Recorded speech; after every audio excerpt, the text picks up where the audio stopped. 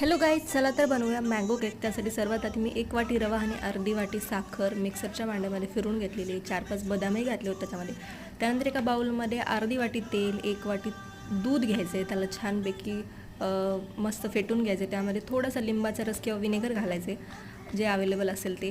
त्यानंतर आपण जो मिक्सर म्हणून फिरून घेतलेलं जो फ्लॉर आहे, रवा ज्याला बारीक करून घेतलं तो घालायचा आहे. त्यानंतर शेवटी आंब्याचा रस घालायचा आहे आणि तुम्ही त्यानंतर त्यामध्ये 1/2 टीस्पून बेकिंग पावडर आणि 1 टीस्पून बेकिंग सोडा घालून त्याला 10 मिनटं झाकून ठेवायचे. तुमचं पॅन वगैरे ताटली जे काही असेल त्याला तेल लावून घ्यायचे, त्यामध्ये ते सेट करायचे आणि असं एका कढईमध्ये खाली मस्तपैकी मीठ टाकून त्यावर ते 30 ते 40 मिनिटं शिजवून घ्यायचे, म्हणजे आपल्याला ओव्हन टाईपमध्ये. तर आपला हा रवा केक, मँगो रवा केक रेडी आहे. नक्की करून पहा, रेसिपी खूप सोपी आहे. Thanks for watching.